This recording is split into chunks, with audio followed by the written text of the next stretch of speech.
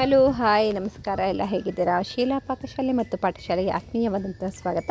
ಇವತ್ತಿನ ಒಂದು ತರಗತಿಯಲ್ಲಿ ಕರ್ನಾಟಕ ಟೆಟ್ ಪರೀಕ್ಷೆಗೆ ಸಂಬಂಧಪಟ್ಟಂತಹ ಇತಿಹಾಸದ ಪ್ರಮುಖ 30 ಪ್ರಶ್ನೋತ್ತರಗಳನ್ನು ನಾನು ನಿಮಗೆ ವಿಡಿಯೋದಲ್ಲಿ ಮಾಡಿ ತೋರಿಸ್ತಾ ಇದ್ದೀನಿ. ಹಾಗೆ ಅದಕ್ಕೆ ಸಂಬಂಧಪಟ್ಟಂತಹ ಉತ್ತರಗಳನ್ನು ಸಹ ಇಲ್ಲಿ ಕೊಡುವಂಥ ಪ್ರಯತ್ನ ನನ್ನದು. ಇಲ್ಲಿ ಕರ್ನಾಟಕ ರಾಜವಂಶಗಳ ಬಗ್ಗೆ ಇವತ್ತು ತಿಳಿಸ್ತಾ ಹೋಗ್ತಾ ಇದ್ದೀನಿ. ಹಾಗಾಗಿ ಪೂರ್ತಿ ವಿಡಿಯೋವನ್ನು ನೋಡಿ. ಇತಿಹಾಸಕ್ಕೆ ಸಂಬಂಧಪಟ್ಟಂತಹ ಪ್ರಮುಖ ಪ್ರಶ್ನೋತ್ತರಗಳು ಹಾಗೂ MCQ ಆಪ್ಷನ್ ಸಹ ಇದೆ. ಹಾಗೆ ಕರ್ನಾಟಕದ ರಾಜವಂಶಗಳ ಬಗ್ಗೆ ಇವತ್ತಿನ ಒಂದು ವಿಡಿಯೋ ಇರುವಂಥದ್ದು. ಹಾಗಾಗಿ ಗಮನವಿಟ್ಟು ಆಲಿಸಿರಿ.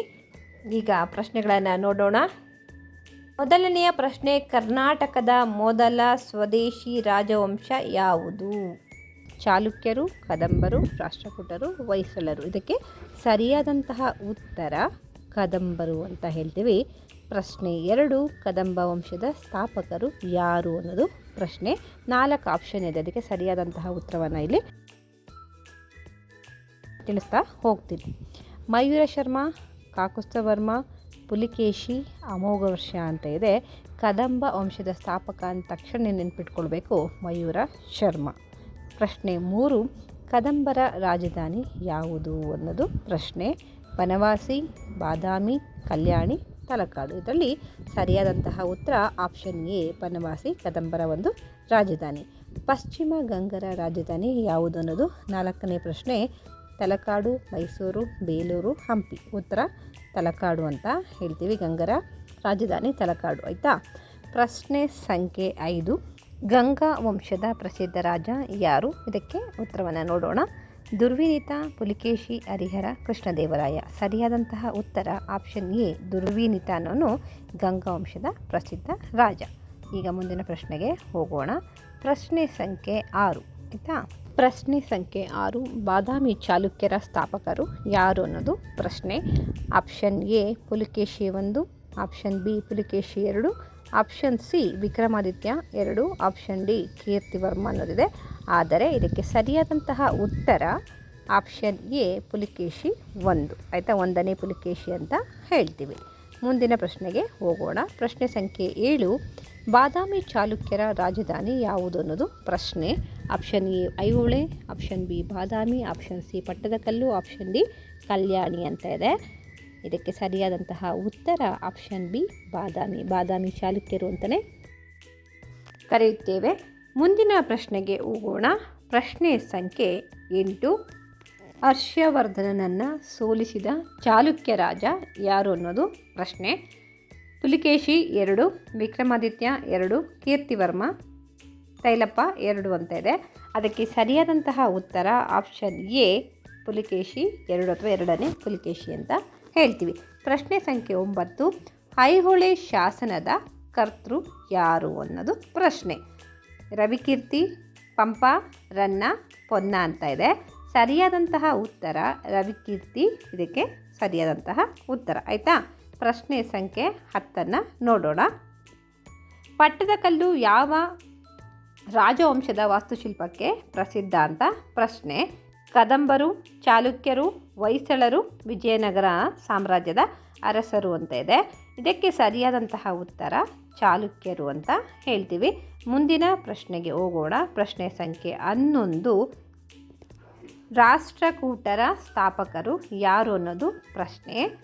ದಂತಿದುರ್ಗ, ಅಮೋಘವರ್ಷ ನೃಪತುಂಗ, ಕೃಷ್ಣ 1, ಗೋವಿಂದ 3 ಅಂತ ಇದೆ. ಇದಕ್ಕೆ ಸರಿಯಾದಂತಹ ಉತ್ತರ ದಂತಿದುರ್ಗ ಅಂತ ಹೇಳ್ತೀವಿ. ಆಯಿತಾ? ಮುಂದಿನ ಪ್ರಶ್ನೆಗೆ ಹೋಗೋಣ. ಪ್ರಶ್ನೆ ಸಂಖ್ಯೆ 12, ರಾಷ್ಟ್ರಕೂಟರ ರಾಜಧಾನಿ ಯಾವುದು ಅನ್ನೋದು ಪ್ರಶ್ನೆ. ಮಾನ್ಯಕೇಟ, ಬಾದಾಮಿ, ಬನವಾಸಿ, ಕಲ್ಯಾಣಿ ಅಂತ 4 ಆಪ್ಷನ್ ಇದೆ. ಅದಕ್ಕೆ ಸರಿಯಾದಂತಹ ಉತ್ತರ ಮಾನ್ಯಕೇಟ, ಆಪ್ಷನ್ ಎ ಅನ್ನೋದು ಸರಿಯಾಗಿದೆ. ಆಯಿತಾ? ಮುಂದಿನ ಪ್ರಶ್ನೆಗೆ ಹೋಗೋಣ. ಪ್ರಶ್ನೆ ಸಂಖ್ಯೆ 13, ಕವಿರಾಜ ಮಾರ್ಗ ಕೃತಿಗೆ ಆಶ್ರಯ ನೀಡಿದ ರಾಜ ಯಾರು ಅನ್ನೋದು. ಅಮೋಘವರ್ಷ 1, ಕೃಷ್ಣ 1, ಗೋವಿಂದ 3, ದಂತಿದುರ್ಗ ಅಂತ ಆಪ್ಷನ್ ಇದೆ. ಇದಕ್ಕೆ ಸರಿಯಾದಂತಹ ಉತ್ತರ ಅಮೋಘವರ್ಷ 1 ಅನ್ನೋದು ಸರಿಯಾದಂತಹ ಉತ್ತರ. ಆಯಿತಾ? ಮುಂದಿನ ಪ್ರಶ್ನೆಗೆ ಹೋಗೋಣ. ಪ್ರಶ್ನೆ ಸಂಖ್ಯೆ 14, ಎಲ್ಲೋರದ ಕೈಲಾಸನಾಥ ದೇವಾಲಯವನ್ನು ನಿರ್ಮಿಸಿದ ರಾಷ್ಟ್ರಕೂಟ ರಾಜ ಯಾರು ಅನ್ನೋದು ಪ್ರಶ್ನೆ. Option A Krishna 1, option B Dantidurga, option C ಅಮೋಘ ವರ್ಷ, ಆಪ್ಷನ್ ಡಿ ಗೋವಿಂದ 3 ಅಂತ ಇದೆ. ಆದರೆ ಇದಕ್ಕೆ ಸರಿಯಾದಂತಹ ಉತ್ತರ ಆಪ್ಷನ್ ಎ ಕೃಷ್ಣ 1 ಅಥವಾ 1ನೆಯ ಕೃಷ್ಣ ಅಂತ ಹೇಳ್ತೀವಿ. 15ನೆಯ ಪ್ರಶ್ನೆ, ಕಲ್ಯಾಣಿ ಚಾಲುಕ್ಯರ ಸ್ಥಾಪಕರು ಯಾರು ಅನ್ನೋದು ಆಯಿತಾ. ಆಪ್ಷನ್ ಎ 2ನೇ ತೈಲಪ್ಪ, ಆಪ್ಷನ್ ಬಿ 1ನೇ ಸೋಮೇಶ್ವರ, ಆಪ್ಷನ್ ಸಿ 4ನೇ ವಿಕ್ರಮಾದಿತ್ಯ, ಆಪ್ಷನ್ ಡಿ 2ನೇ ಪುಲಿಕೇಶಿ ಅನ್ನೋದು ಇಲ್ಲಿ ಆಪ್ಷನ್ ಇದೆ. ಸರಿಯಾದಂತಹ ಉತ್ತರ ಆಪ್ಷನ್ ಎ ತೈಲಪ್ಪ 2 ಅನ್ನೋದು ಆಯಿತಾ. ಮುಂದಿನ ಪ್ರಶ್ನೆ 16, ಕಲ್ಯಾಣಿ ಚಾಲುಕ್ಯರ ರಾಜಧಾನಿ ಯಾವುದು ಅನ್ನೋದು ಪ್ರಶ್ನೆ.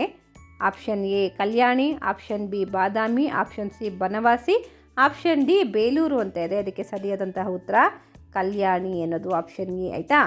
ಮುಂದಿನ ಪ್ರಶ್ನೆ, ಮಿತಾಕ್ಷರ ಕೃತಿಯ ಕರ್ತೃ ಯಾರು? ಮಿತಾಕ್ಷರ ಎನ್ನುವಂತಹ ಕೃತಿಯನ್ನು ಬರೆದಂತಹ ಕವಿ ಯಾರು ಅನ್ನೋದು ಪ್ರಶ್ನೆ.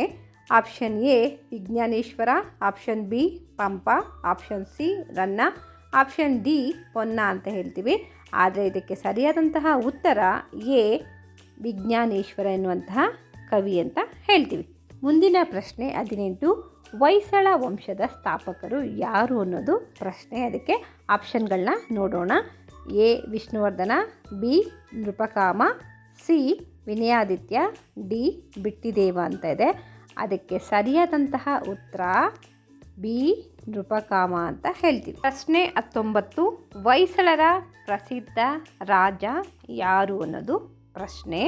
Option A Vishnuvardhana, option B 2ನೇ ತೈಲಪ, ಆಪ್ಷನ್ ಸಿ ಅಮೋಘ ವರ್ಷ, ಆಪ್ಷನ್ ಡಿ ದುರ್ವಿನಿತ ಅಂತ ಇದೆ. ಇದಕ್ಕೆ ಸರಿಯಾದಂತಹ ಉತ್ತರ ಆಪ್ಷನ್ ಎ ವಿಷ್ಣುವರ್ಧನ ರಾಜ ಹೊಯ್ಸಳರ ಪ್ರಸಿದ್ಧ ರಾಜ ಅಂತ ಹೇಳ್ತೀವಿ. ಪ್ರಶ್ನೆ ಸಂಖ್ಯೆ 20, ಹೊಯ್ಸಳರ ರಾಜಧಾನಿ ಯಾವುದು? ಆಪ್ಷನ್ ಎ ದ್ವಾರಸಮುದ್ರ ಅಥವಾ ಹಳೇಬೀಡು ಅಂತ ಇದೆ, option B Belur, option C Talakadu, option D Hampi ಅಂತ ಇದೆ. ಇದಕ್ಕೆ ಸರಿಯಾದಂತಹ ಉತ್ತರ ಆಪ್ಷನ್ ಎ ದ್ವಾರಸಮುದ್ರ ಹಳೇಬೀಡು ಅಂತ ಹೇಳ್ತೀವಿ.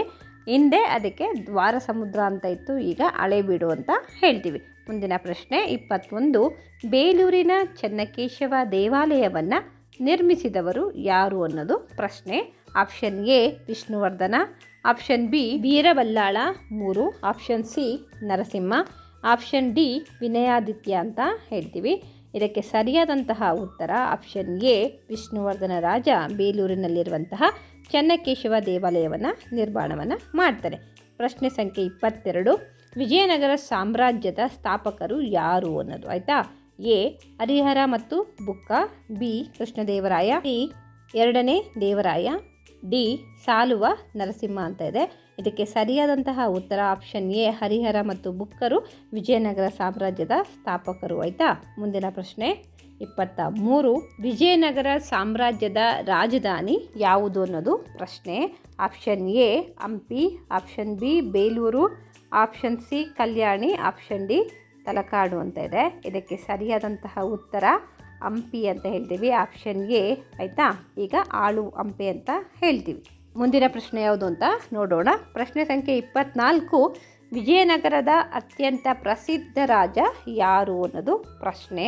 Option A Krishnadevaraya, option B Harihara 1, option C Bukka 1, option D Devaraya 1 ಅನ್ನೋದು. ಇದಕ್ಕೆ ಸರಿಯಾದಂತಹ ಉತ್ತರ ಆಪ್ಷನ್ ಎ ಕೃಷ್ಣದೇವರಾಯ ವಿಜಯನಗರ ಸಾಮ್ರಾಜ್ಯದಲ್ಲಿದ್ದಂತಹ ಅತ್ಯಂತ ಪ್ರಸಿದ್ಧ ರಾಜ ಅಂತ ಹೇಳ್ತೀವಿ. ಮುಂದಿನ ಪ್ರಶ್ನೆ 25, ಅಮುಕ್ತ ಮೌಲ್ಯದ ಕೃತಿಯ ಕರ್ತೃ ಯಾರು? ಈ ಒಂದು ಕೃತಿಯನ್ನು ಬರೆದಂತಹ ಕವಿ ಯಾರು ಅನ್ನೋದು ಪ್ರಶ್ನೆ. Option A Krishnadevaraya, option B Allasani Peddanna, option C Tenalirama, option D Bukka ಅನ್ನೋದು ಉತ್ತರ. ಆಪ್ಷನ್ ಎ ಕೃಷ್ಣದೇವರಾಯನಿಂದ ರಚಿತ ಆಗಿದ್ದು ಅಮುಕ್ತ ಮೌಲ್ಯ ಕೃತಿ ಅಂತ ಹೇಳ್ತೀವಿ. ಮುಂದಿನ ಪ್ರಶ್ನೆ 26, ತಾಳಿಕೋಟೆ ಯುದ್ಧ ನಡೆದ ವರ್ಷ ಯಾವುದು ಅನ್ನೋದು. ತಾಳಿಕೋಟೆ ಕದನ ನಡೆದಂತಹ ವರ್ಷ ಯಾವುದು ಅಂತ ಪ್ರಶ್ನೆಯನ್ನು ಕೇಳಿದರೆ ಅದಕ್ಕೆ ಉತ್ತರವನ್ನು ಬರೆಯೋದಕ್ಕೆ ನೀವು ರೆಡಿಯಾಗಿ. Option A 1526, option B 1565, option C 1756, 1757 option D 1761. ಸರಿಯಾದಂತಹ ಉತ್ತರ ಆಪ್ಷನ್ ಬಿ 1565ರಲ್ಲಿ ತಾಳಿಕೋಟೆ ಕದನ ನಡೆಯುತ್ತೆ. ಮುಂದಿನ ಪ್ರಶ್ನೆ 27. ತಾಳಿಕೋಟೆ ಯುದ್ಧದ ನಂತರ ಯಾವ ಸಾಮ್ರಾಜ್ಯ ದುರ್ಬಲವಾಯಿತು? ದುರ್ಬಲ ಅಂತಂದರೆ ಶಕ್ತಿನ ಕಳ್ಕೊಳ್ತು ಅಂತ ಹೇಳ್ತೀವಿ. Option A Vijayanagara, option B Hoysala, option C Rashtrakuta, option D Ganga ಅಂತ ಇದೆ. ಸರಿಯಾದಂತಹ ಉತ್ತರ ಆಪ್ಷನ್ ಎ ವಿಜಯನಗರ ಸಾಮ್ರಾಜ್ಯ ದುರ್ಬಲ ಆಗತ್ತೆ. ಆಯಿತಾ. ಮುಂದಿನ ಪ್ರಶ್ನೆ 28. ಮೈಸೂರಿನ ಒಡೆಯರ್ ವಂಶದ ಮೊದಲ ರಾಜ ಯಾರು ಅನ್ನೋದು ಪ್ರಶ್ನೆ. Option A Yaduraya, option B Krishnaraja Wodeyar, option C Chamaraja Wodeyar, option D Kanthirava Narasaraja ಅಂತ ಇದೆ. ಇದಕ್ಕೆ ಸರಿಯಾದಂತಹ ಉತ್ತರ ಆಪ್ಷನ್ ಎ ಯದುರಾಯ ಒಡೆಯರು ಅಂತ ಹೇಳ್ತೀವಿ. ಮುಂದಿನ ಪ್ರಶ್ನೆಗೆ ಹೋಗೋಣ. ಪ್ರಶ್ನೆ ಸಂಖ್ಯೆ 29 ನೋಡಿ.